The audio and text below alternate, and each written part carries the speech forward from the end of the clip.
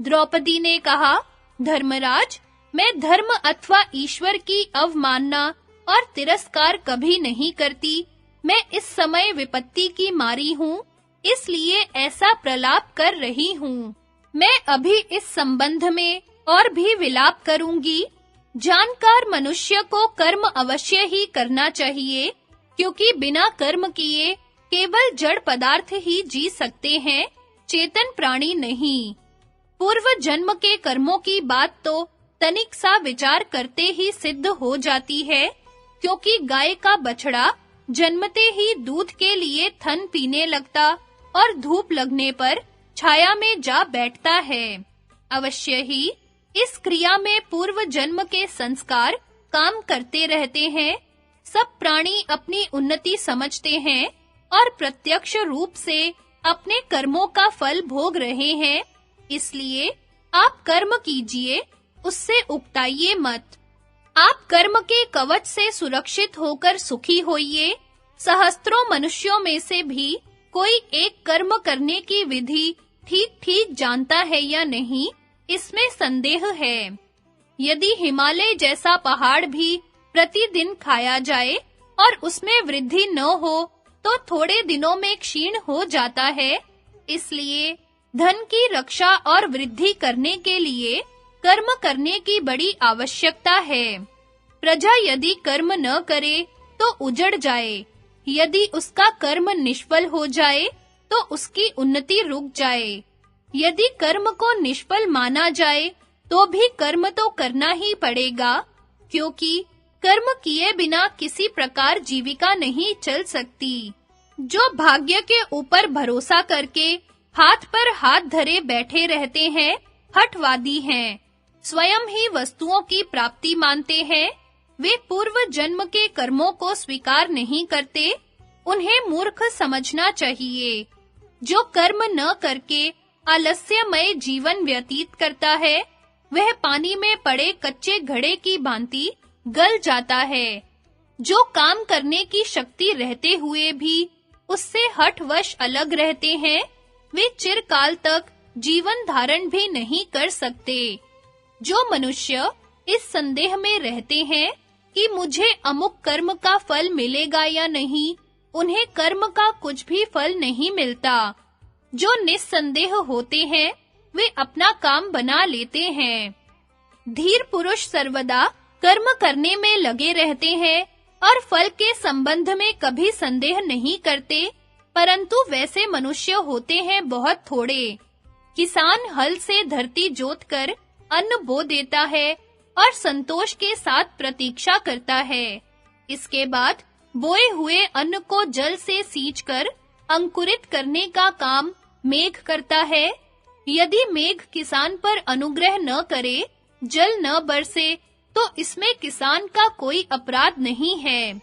उस समय किसान यही सोचता है कि सब लोगों ने जो काम किया, वही मैंने भी किया। अब मेघ बरसे या न बरसे, फल मिले या न मिले, किसान निर्दोष है। वैसे ही धीर पुरुष को अपनी बुद्धि के अनुसार देश, काल, शक्ति और उपायों का ठीक-ठीक विचार करके अपना काम करना चाहिए।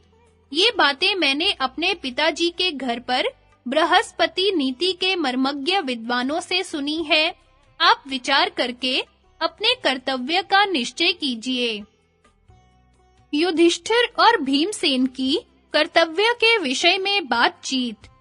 वैशंपायन जी कहते हैं, जन्मेजय, द्रौपदी की बातें सुनकर भीमसेन के मन में क्रोध जाग गया। वे लंबी सांस लेते हुए युधिष्ठिर के पास आकर कहने लगे, भाई जी, आप सत्पुरुषोचित धर्मानुकूल राजमार्ग से चलिए। यदि हम लोग धर्म, अर्थ और काम से वंचित होकर इस तपोवन में पड़े रहेंगे, तो हमें क्या मिलेगा? दुर्योधन ने हमारा राज्य धर्म, सरलता अथवा बल पौरुष से नहीं लिया है। उसने कपट द्यूत के सहारे हम लोगों को धोखा दिया है। हम कौरवों के अपराध को जितना-जितना क्षमा करते जाते हैं, उतना-उतना वे हमें असमर्थ मानकर दुख देते जा रहे हैं। इससे तो यही अच्छा है कि हम लोग टाल मटोल न करके लड़ाई छेड़ दें। निष्कपट भाव से युद्ध करते हुए यदि हम मर भी जाएं तो अच्छा है, क्योंकि उससे हमें अमर लोकों की प्राप्ति तो होगी, और यदि हम कौरवों को तहस-नहस करके पृथ्वी के राजा हो जाएं तो भी हमारा कल्याण ही है। हम अपने धर्म में स्थित हैं, हम चाहते हैं कि हमारा यश हो और कौरवों से वैर का बदला भी लें। तब तो यह आवश्यक हो जाता है कि हम युद्ध घोषणा कर दें।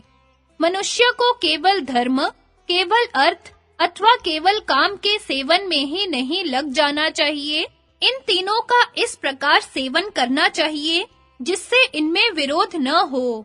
इस विषय में शास्त्रों ने स्पष्ट रूप से कहा है कि दिन के पहले भाग में धर्माचरण, दूसरे भाग में धनोपार्जन और सायंकाल होने पर काम सेवन करना चाहिए। मैं जानता हूँ और सभी जानते हैं कि आप निरंतर धर्माचरण में संलग्न रहते हैं, फिर भी सभी आपको वेद मंत्रों के द्वारा कर्म करने की सलाह देते ही हैं। दान, यज्ञ, सत्पुरुषों की सेवा, वेदा अध्ययन और सरलता ये मुख्य धर्म है। इनके पालन से इस लोक तथा परलोक में सुख मिलता है। परंतु धर्मराज, मनुष्य में चाहे सभी गुण हो, फिर भी धन न हो तो धर्माचरण नहीं हो सकता। यह निश्चय है कि जगत का आधार धर्म है और धर्म से श्रेष्ठ कोई वस्तु नहीं है। फिर भी धर्म का सेवन तो धन के द्वारा ही होता है। धन भिक्षावृत्ति से अथवा उत्साहहीन होकर बैठ जाने से नहीं मिलता, वह तो धर्म का आचरण करने से ही मिलता है।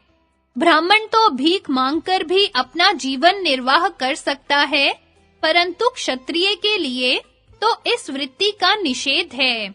इसलिए आपको तो पराक्रम करके ही धन पाने का उद्योग करना चाहिए। आप अपने क्षत्रिय धर्म को स्वीकार करके मुझसे और अर्जुन से शत्रुओं का नाश कराइए। शत्रुओं पर विजय प्राप्त करके प्रजा पालन करने से आपको जो फल मिलेगा वह निंदित नहीं होगा। आपके लिए प्रजा पालन ही सनातन धर्म है। यदि आप क्षत्रियोचित धर्म का परित्याग कर देंगे तो जगत में आपकी हंसी होगी। मनुष्यों का अपने धर्म से डिगना संसार में अच्छा नहीं माना जा सकता। आप शिथिलता छोड़िए, दृढ़ क्षत्रिय के समान वीरता स्वीकार करके अपने धर्म का भार वहन कीजिए। भला बतलाइए तो अर्जुन के समान धनुषधारी और कौन योद्धा है? भविष्य में होने की संभावना भी नहीं है। मेरे समान गदाधारी ही कौन है? आगे होने की संभावना भी कहाँ है? बलवान पुरुष अपने बल के भरोसे युद्ध करता है, सैनिकों की संख्या के बल पर नहीं। आप बल का आश्रय लीजिए। यद्यपि शहद की मक्खियां कमजोर होती हैं, फिर भी वे सब मिलकर मधु निकालने वाले का प्राण ले लेती हैं। वैसे ही निर्बल पुरुष भी इकट्ठे होकर बलवान शत्रु का नाश कर सकते हैं। जैसे सूर्य अपनी किरणों से पृथ्वी का रस ग्रहण करता और जल बरसाकर प्रजा का पालन करता है, वैसे ही आप भी दुर्योधन से राज्य छीनकर प्रजा का पालन कीजिए। हमारे पिता पितामह ने शास्त्र विधि के अनुसार प्रजा पालन किया है। प्रजा पालन हमारा सनातन धर्म है। एक क्षत्रिय युद्ध में विजय प्राप्त करके अथवा प्राणों की बलि देकर जो गति प्राप्त करता है, वह तपस्या के द्वारा भी नहीं प्राप्त हो सकती।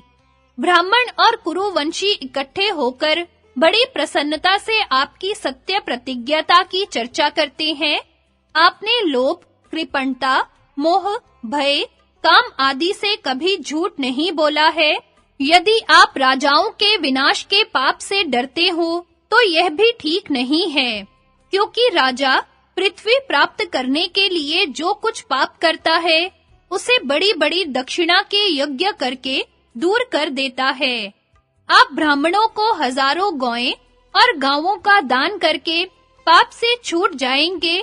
आप अब युद्ध के सब शस्त्रों को रथ में रखकर ब्राह्मणों को धन देने के लिए शीघ्रता से शत्रु पर चढ़ाई कर दीजिए। आज ही शुभ दिन है। ब्राह्मणों से स्वस्ति वाचन करवाइए और अपने अस्त्र विद्या कुशल शूरवीर भाइयों के साथ हस्तिनापुर पर चढ़ाई कर दीजिए। सृंजय वंश के राजा, केकई वंश के राजा और वृष्णि कुलभूषण भगवान श्री कृष्ण की सहायता से क्या हम युद्ध में विजय नहीं प्राप्त कर सकते?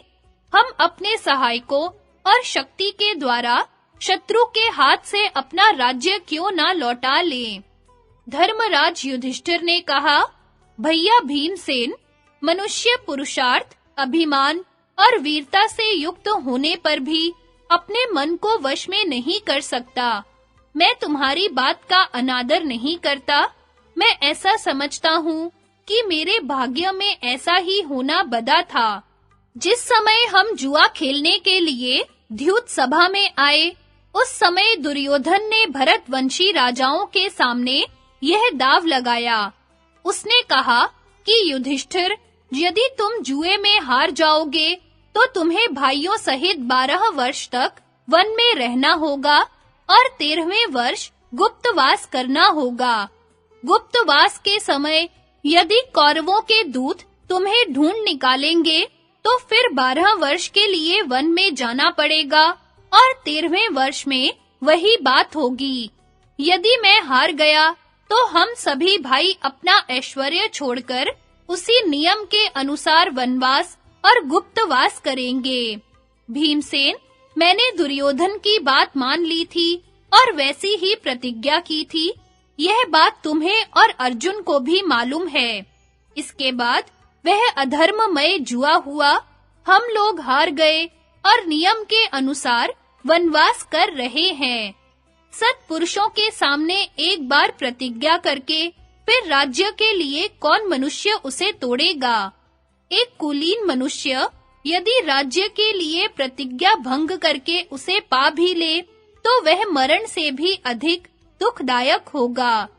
मैंने कुरुवंशी वीरों के बीच में प्रतिज्ञा पूर्वक जो बात कही है उससे मैं टल नहीं सकता।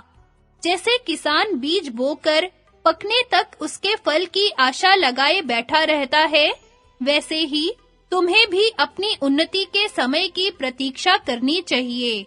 समय आए बिना कुछ नहीं होगा।